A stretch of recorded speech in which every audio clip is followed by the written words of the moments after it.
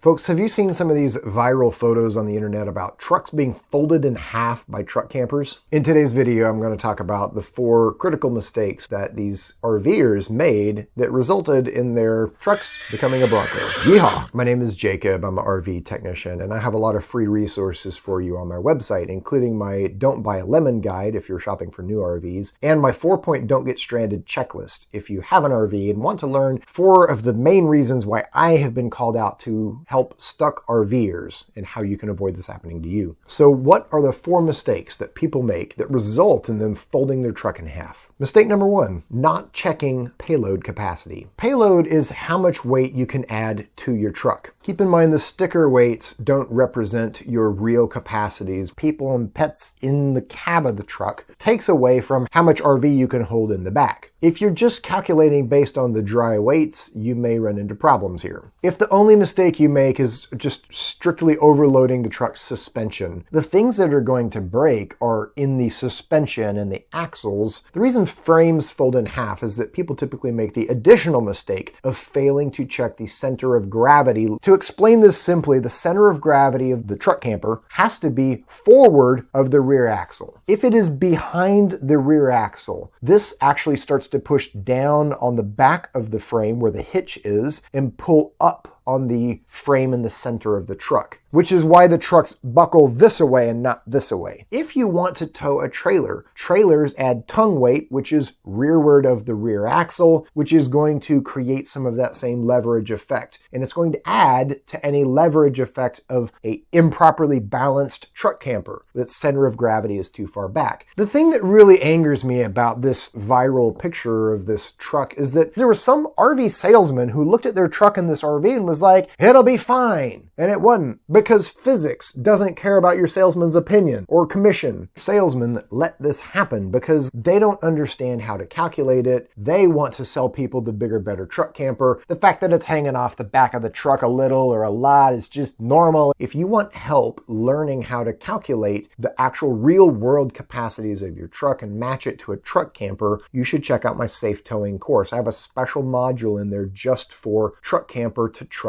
matching. I'll walk you through the process of checking the weights and measuring the center of gravity to be sure that you have a correct fit between your truck and your truck camper. The third mistake that people make is that they modify their truck in ways that accentuates this problem. The modification that is popular that is going to cause more problems here is a new front bumper. If you have a custom welded steel front bumper, these do an awesome job of protecting your truck if you accidentally hit a deer, for example. But keep in mind, they add hundreds of pounds of weight to the front of your truck, and they are forward of the front axle, so they are actually creating a lifting force on the middle of the frame of the truck. So when you add a weight on one side that's levering up and a weight on the other side that's levering up, kaboom! No kidding, the truck wasn't designed for that. Some people also will put a big truck camper on, and like in this photo, he had a hitch extension so he could put a bike rack, and then he put 2 electric bikes, like 70-pound e-bikes. That's 140 pounds of bike on top of the bike rack that is heavy, all as weight way far behind the rear axle. A hitch extension like that is creating a longer lever with more of a weight on it. The 4th mistake that people can make is actually in how they load their RV. You really want to keep weight distributed so that it is not tail heavy in your truck camper. For example, in this photo, this gentleman would have been much better off if he had put these 140 pounds of e-bikes up inside the truck camper where it could be over the rear axle rather than on a lever hanging 10 feet back of the rear axle. Now, keep in mind in this specific example, his camper was actually at 1,000 pounds over his payload capacity. He was grossly overloaded from the get-go. Adding weight like the bikes at the back and the welded steel bumper at the front did not help the situation at all. Bottom line is, folks, you've got to know your weights and what a appropriate truck and truck camper combination is. And when you get into modifications on either, like, you got to be real careful that you're not distributing weight inappropriately. Click here for my entire playlist on truck campers. Or click here if you want to see me go undercover at RV dealerships to review RVs.